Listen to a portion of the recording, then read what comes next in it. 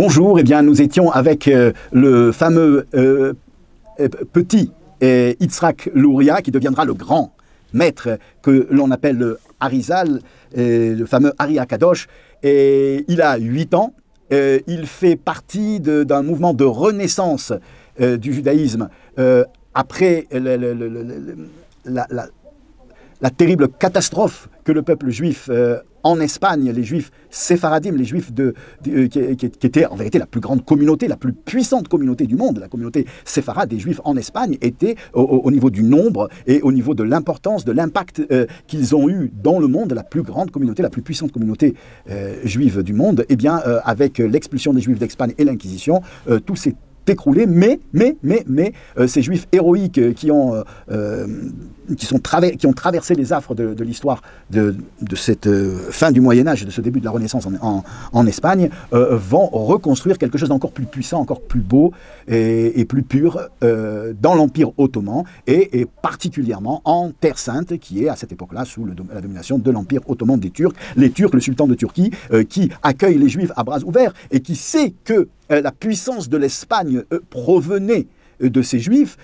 Il le dira même dans des mots plus ésotériques et peut-être plus vrais encore. Il dira la bénédiction que Dieu avait donnée à l'Espagne venait de ces Juifs-là, et que si la reine Isabelle refuse la bénédiction, eh bien moi, sultan de l'Empire ottoman, je la prends avec plaisir, que les Juifs viennent s'installer chez moi. Ils pourront pratiquer leur judaïsme d'une manière tout à fait libre et sans aucune persécution, aucune répression. Et les Juifs vont accourir dans l'Empire ottoman. Et c'est vrai, à part ci et là quelques petites bavures dans l'Empire ottoman, mais assez loin du sultan, tout ce qui est autour du sultan et tout ce qui est des différents sultans, hein, et qui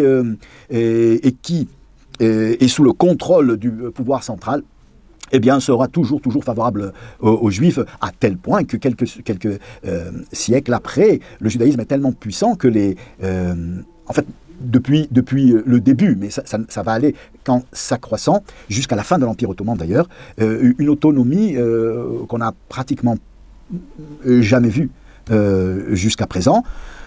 Du moins depuis le début du Moyen-Âge, avec une possibilité pour les Juifs de s'auto-déterminer, de s'auto-administrer.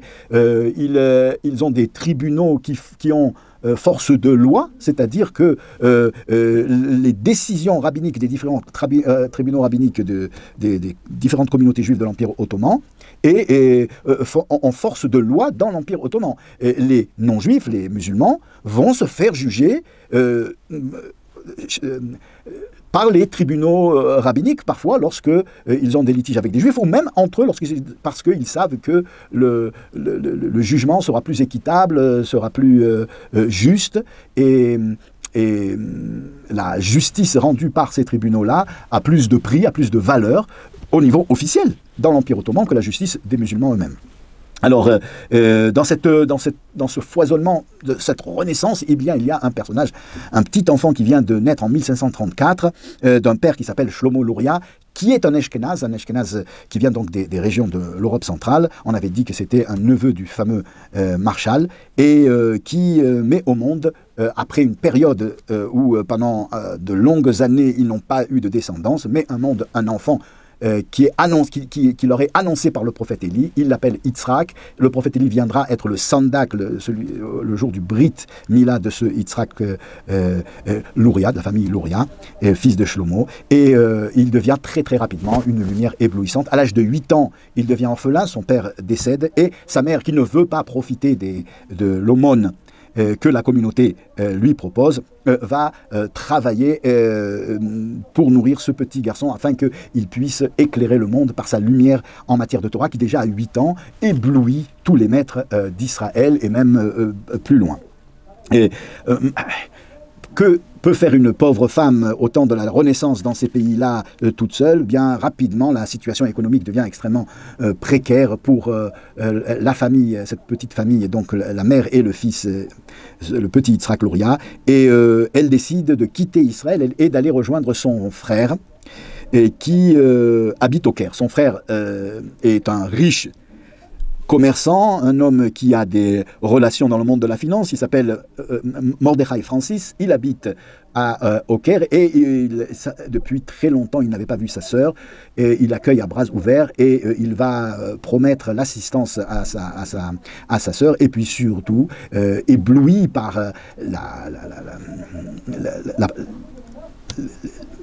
le niveau en Torah de ce petit Yitzhak, il va lui permettre d'étudier la Torah de manière tout à fait libre de toutes les contingences matérielles pour qu'il puisse devenir une lumière. C'est ce qu'il deviendra. Il va éblouir toute la création très rapidement. Tous ses maîtres vont être dépassés par son génie. Il est tout jeune. Hein, et il ira rejoindre la grande yeshiva du Radbaz en Égypte, ce fameux rabbi David Ben Zimra, qui était un personnage assez aisé, riche, qui avait fondé une yeshiva et qui était un très grand Talmid Chacham, un des plus grands Talmid Chacham de sa génération, le Radbaz.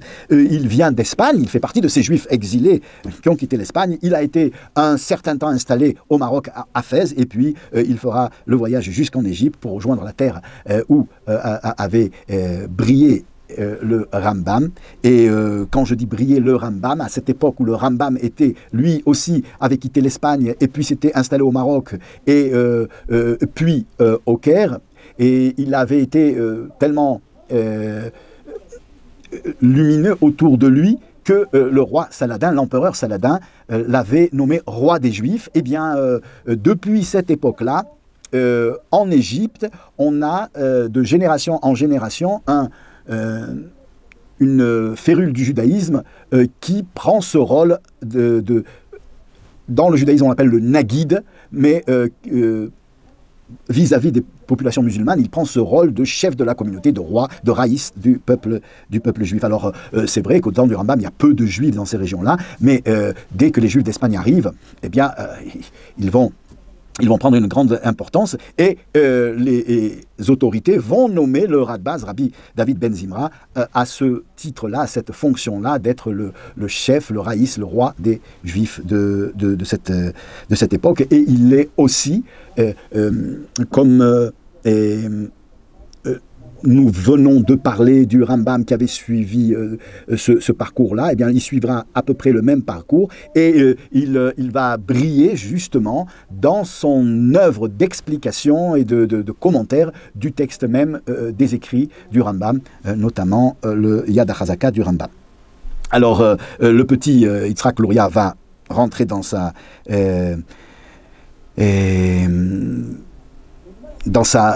yeshiva. Et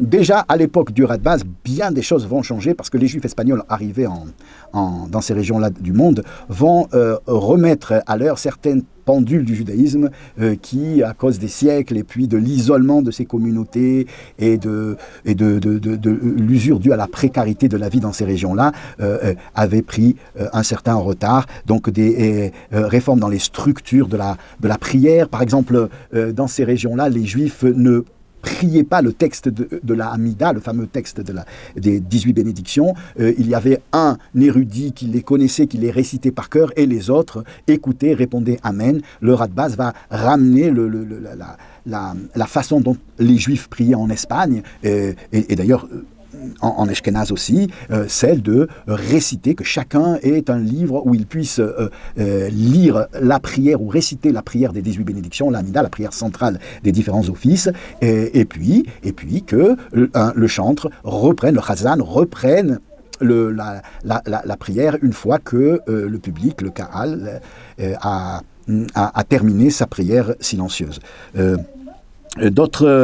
D'autres réformes, les dates, par exemple, dans ces régions-là, et puis d'ailleurs on peut retrouver des textes qui peuvent en témoigner, tous les contrats et toutes les décisions étaient datés à partir d'un certain repère qu'on appelait le début de la date des Shtarot, ce qui compliquait beaucoup les choses parce qu'il fallait traduire les dates. Vous savez que dans le monde chrétien, on compte les dates à partir de l'an 0, qui est la naissance de leur Jésus. Et ce qu'a fait le Radbaz, c'est qu'il a rétablit l'ancienne façon de compter, qui était la façon dont les Juifs d'Espagne, les Sfaradim, comptaient, c'est-à-dire de baser toutes les bases, tous les décrets, toutes les accords signés, tous les contrats, à partir de la création du monde. De nos jours, on compte dans le judaïsme de cette façon-là, telle que la Radbaz l'a ramené dans ces régions-là, et dans le monde entier. Nous sommes cette année en 5777, et c'est à peu près, donc, c'est pas à peu près, c'est exactement, donc, 3670 ans de différence avec le compte chrétien. Donc il va remettre cette façon de compter les dates, puis d'autres réformes où il va restructurer surtout les structures de la communauté avec les différents fonds d'aide aux nécessiteux, aux veuves, aux orphelins, le salaire de ceux qui s'occupent de la communauté, etc. etc. Donc le petit Arizal va vivre chez le Radbaz, et puis ensuite il quitte donc le Radbaz. Il y avait 3 autres Rabbi Yitzhak qu'il ne faut pas confondre avec le Arizal chez le Radbaz, et qui vont aussi faire lumière dans le judaïsme, du moins l'autre fera au contraire une réputation à lui-même tout à fait négative, mais l'autre Yitzhak, c'est le fameux Yitzhak Aponiado, qui est celui qui sera envoyé par le Radbaz à Salonique, où vit là-bas un très grand chacham qu'on appelle par ses initiales, il est célèbre du nom du Rashdam, et c'est Rabbi Shmuel de Medina. Ce Rashdam a écrit